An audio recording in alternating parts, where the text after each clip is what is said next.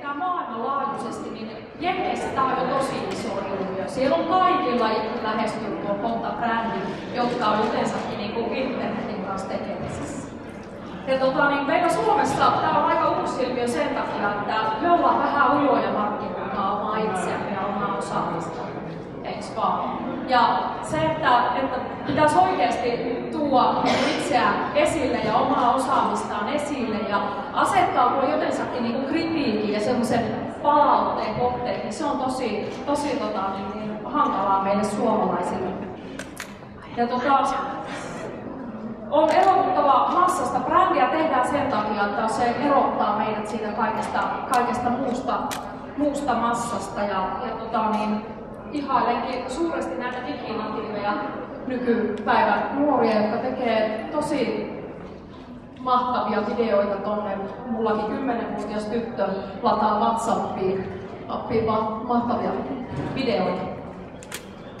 Mutta siinä on sitten vähän pohjaa myöskin sille, että minkä takia, miksi tämä homma on muuttunut tälle. Eli työelämä on muuttunut, meidän työn tekeminen on muuttunut.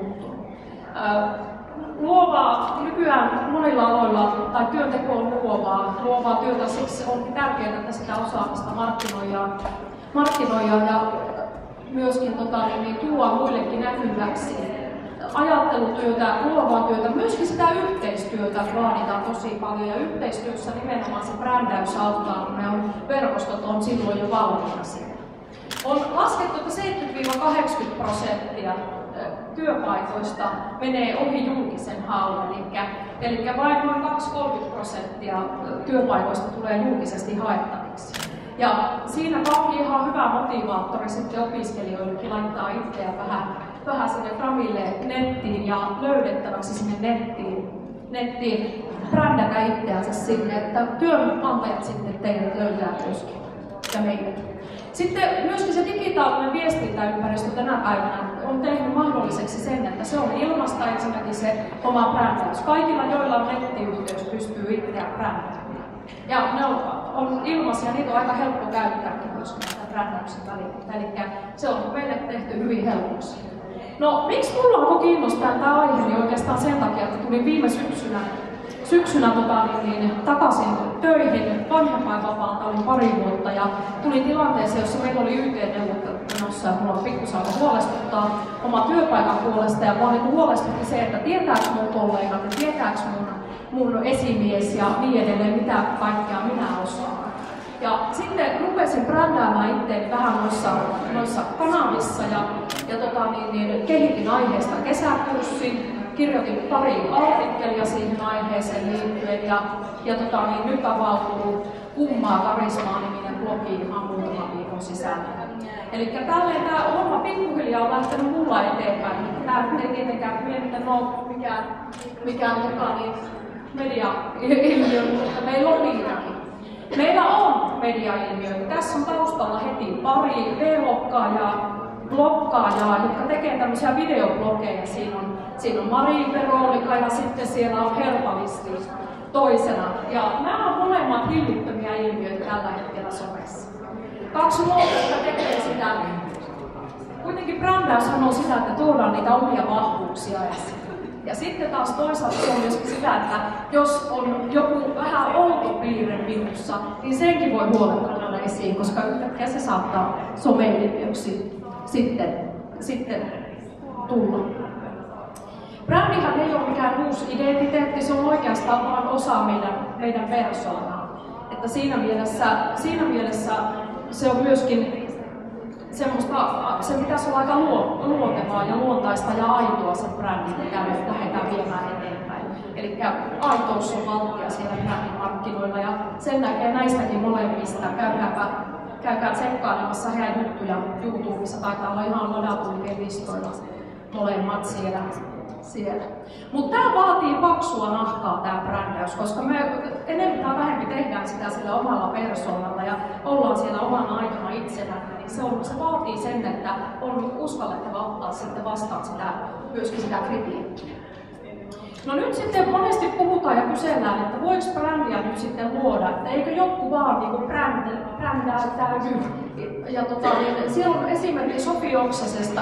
Sofi Oksanen ei varmaan ole ajatellut, että hän rupeaa kirjailijaksi sen takia, että hänestä tulisi brändi. Ja että hän, eikä välttämättä ole ajatellut niinkään, että niitä raitoja laittaa tukkaan sen takia, että hänestä tulisi brändi. Mutta Sofi Oksasesta on tullut brändi, jota nyt sitten pyydetään aina kommentoimaan Venäjään liittyviin kysymyksiin ja niin edelleen. Siellä sitten toisena ihan tapis-esimerkkinä, mikä varmaan opiskelijoita varsinkin kiinnostaa, on Taneli Pasanen, joka 2013 valmistui hallintotieteen maisteriksi ja puoleen vuoteen ei saanut mitään duunia. Vähän siinä sitten rupesi jo puntti tutiseen sen verran, että hän päätti luoda itselleen tämmöisen somekampanjan Tanelille töitä. Ja sitten hän alkoi kirjoittaa blogia ja jakoi sitä sitten vähän joka paikassa. Ja nythän on ukko.fi kevytyrittäjyyskurssin viestintäasiantuntija. Ja tämä työpaikka tuli nimenomaan someen ja hänen luomansa henkilöbrändin kautta. No henkilöbrändi on siis nyt sitten sitä meidän olemusta. Tai tämä henkilöbrändi käytännössä muodostuu siitä, että on se meidän olemus. Miten me viestitään, mitä meillä on päällä, miltä me näytetään ja minkälaisia tuotteita, palveluja ja niin edelleen me käytetään. Mutta sitten niistä kanavavalikoista verkossa myös. Mihin kaikkiin kanaviin me kuullaan? Tehdäänkö me juttua pelkästään YouTubeen? Ollaanko me Twitterissä aktiivisia? Ollaanko me Facebookissa aktiivisia? Ne kaikki kanavavalinnatkin vaikuttaa siihen, minkälaisen brändin me niin itsestämme sitten luomme ja haluamme luoda. Myöskin sitten se toiminta siellä verkossa, eli mitä kaikkea, mistä me tykkäämme, mitä me jaetaan, ketä meillä on kavereina ja niin edelleen. Siitä pystyy tekemään johtopäätöksiä siitä, minkälaisia brändejä me sitten siellä markkinoilla ollaan. Ja sitten vielä sekin oikeastaan, että onko sitten vaan semmoisen tarkkailijan asemassa siellä. Sekin, että meillä on paljon brändejä, jotka toisaalta vaan niin tarkkailee toisia brändejä siellä verkossa, ei niinkään ole itse aktiivisesti mukana. Verkkopresenssi, tuossa ihan muutamia vaan noita asioita minkä takia se on niin älyttömän tärkeää se oman verkkopresenssin tekeminen. Eli siellä on heti se oman osaamisen esille tuonti, mutta sitten myöskin suositusten kerääminen. Esimerkiksi LinkedIn on nykyään semmoinen palvelu, missä toiset voi suositella, ihan kirjoittaa semmoisia pitempiä pätkiä suosituksia. Et se ei perustu enää siihen, että pelkästään tykkäillään toisten jutuista, vaan ihan niin kuin kerrotaan, että miksi tämän tyypin kanssa on kiva tehdä töitä. Sitten siellä verkkopresenssin ja siis sen henkilöbrändin kautta pystyy myös sitten tuomaan enemmän esille sitä omaa persoonallisuutta. Paljon enemmän kuin sitten pystyisi tuomaan pelkillä jollakin Twitteriä. Myöskin nopea tiedonvälitys on yksi juttu. Siellä nopeasti saa apua. Voi tehdä vaikka kyselyn netissä, verkossa niin edelleen, Twitterissä. Se on myöskin suora keskusteluyhteys potentiaalisiin työnantajiin, eikö vaan? Sitten jatkuva oppiminen ajassa kiinni pysyminen on meille kaikille tärkeää. Oltiin me minkä ikäisiä tahansa ja oltiin missä vaiheessa meidän uraa tai vasta hakeutumassa sille uralle. Eli ne kontaktit on tosi tärkeitä siellä, se, että pysytään kiinni ajassa. No yrityksille, jos mietitään nyt, että miksi yritysten on tärkeää, että heillä olisi näitä henkilöbrändejä, niin minä kyllä väitän, että Lapin AMK olisi paljon vetovoimaisempi opiskelupaikka, mikäli meiltä syntyisi näitä brändejä, henkilöbrändejä. Meillä on paljon asiantuntemusta täällä, paljon opettajia, jotka osaa, joilla on hillittömästi osaamista, mutta sitä osaamista ei näy missään. Sitä ei ole tehty läpinäkyväksi eikä avoimeksi sitä juttua. Mutta jos mietitään esimerkiksi Hyppösen Mikko, F-Securen toimitusjohtaja, tiedätte varmaan, niin Mikkohan on kauhean ihan mieletön brändi. Ja väitän, että ei varmaan ole haitannut kyllä F-Securea koskaan, että Mikko Hyppönen on kauhean aktiivinen verkossa. Eikä varmaan keskauhean haitannut, että Sampo Kaulanen on aktiivinen Twitterissä, uskon näin. Eli kyllä nämä henkilöbrändien luomiset on yrityksillekin tärkeää. No nyt sitten ne 5 vinkkiä ihan loppuun siitä.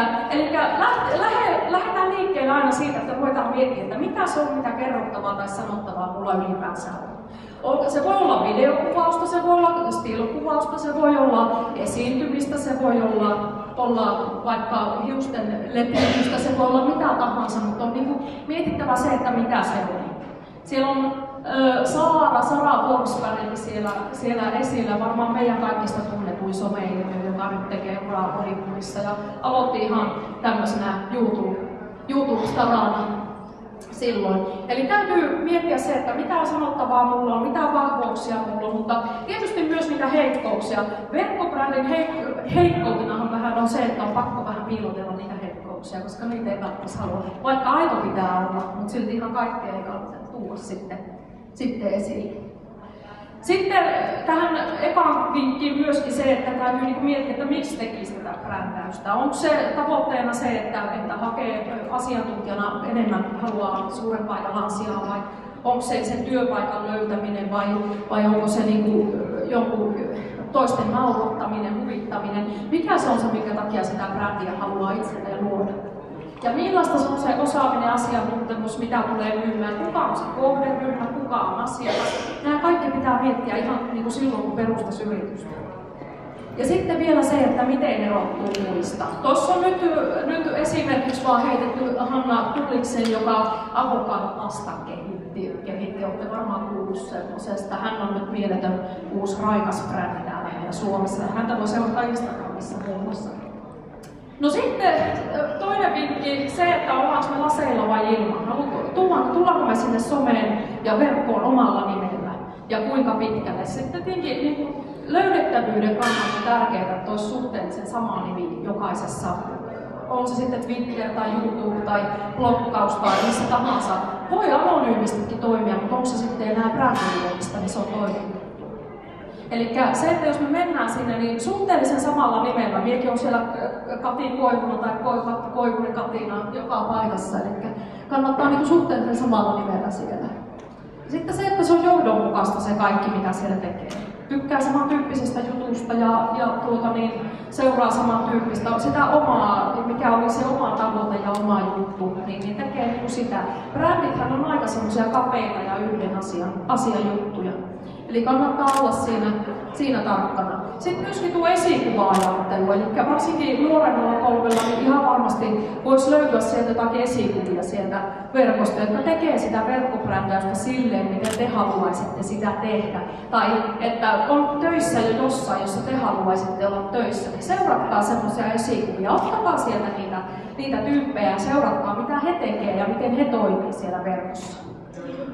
No sitten oikeastaan kolmas vinkki on se, että sitten pitää vaan mennä sinne ja alkaa tekemään. Eli tiettyyn pisteeseen asti voi tarkkailla ja katsella ja miettiä, mutta sitten on kyllä jossain vaiheessa alettava itse luomaan sitä sisältöä sinne.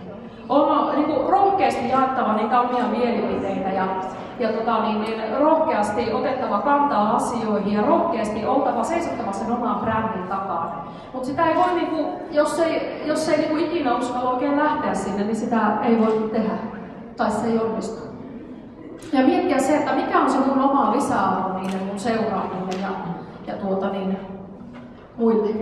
Eli onko se huvi, onko se iloa, hyötyä, hupia, mitä se on se, minkä takia teidän brändi on olemassa ja miksi sitä brändiä tarvitaan. Brändihän on aina, se muodostuu toisten silmissä. Kukaan ei ole brändi vaan, että mie oon tässä brändi, vaan se muodostuu siitä muiden silmissä tapahtuvasta asiasta.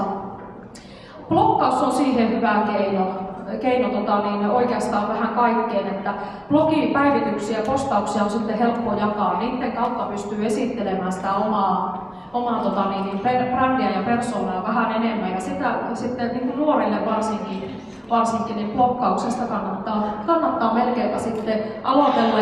Ja tuossa on just, että bloggaushan ei tarvitse pelkästään kirjoittaa. Jos ei uskalla tehdä yksin, voi alkaa pitää ryhmäblogia. Jos ei tykkää kirjoittamisesta, voi pitää videoblogia. Twitter on tuommoinen mikroblogityyppinen juttu, eli bloggausta voi harrastaa tosi monella eri tavalla. No sitten vielä 4. kohta tossa, eli jossakin vaiheessa sitten kuitenkin, kun tekee sitä henkilöbrändäystä aikaa, siinähän on aika yksin.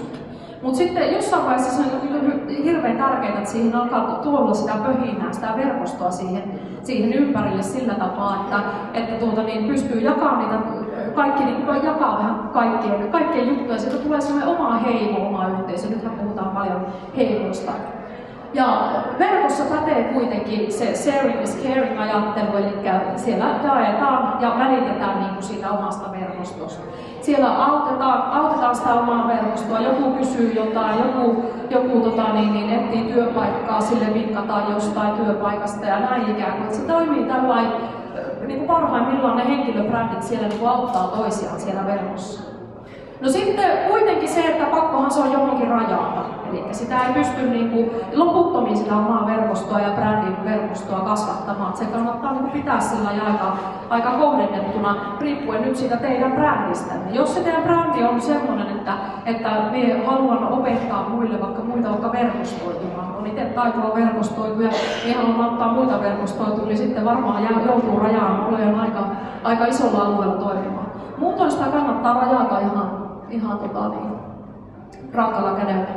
No sitten viimeisenä tuo What is the new is black? Eli täytyisi aina pitää jämähtäminen on ehdottomasti kiellettyä brändin luomisessa. Eli brändäyksessä kuitenkin on niin kuin ajatuksena se, että se juttu pysyy tuoreena ja se pysyy näyttävänä. Se homma, ja siinä on tosi tärkeää, että uudistuu, seuraa muita, seuraa kilpailijoita, katselee mitä ne tekee ja uudistaa ja kehittää sitä omaa toimintaa ja omaa brändiä sillä varjolla. Täytyy olla aallonharjalla siinä jutussaansa mitä tekee. Ja minä arvostan, ja minä tiedän, että kaikki muutkin arvostaa täällä siviilirohkeutta, ja sitä ihan kaikissa ei ole synnynnäisenä, vaan se pitää jotenkin niin opetella. Ja jos haluaa siviilirohkeutta opetella, niin tämä nettihomma on kyllä niin siihen tosi hyvä juttu. Mutta sitten oikeastaan kaikista tärkeintä olisi, että olisi kivaakin. Kyllähän brändin luomisen pitää kuitenkin olla kivaa. Se käy työstä, mutta kivaa sen pitää olla. Hienoa. Minä kiitän tästä puheenvuorosta ja vastaan kysymyksiin, jos jotakin kysymyksiä tulee. Me ollaan tehty mun hieno yhteistyökumppani Ponkala Johanna luonut tästä tuollaisen infograafin. Se on jaossa kaikissa noissa kanavissa, se on Twitterissä, Facebookissa, Pinterestissä jaossa. Sitten tuo Kummaa Karismaa-blogi aukeaa ensi viikolla ja siinäpä ne vissiin tärkeimmät. Kiitoksia tästä.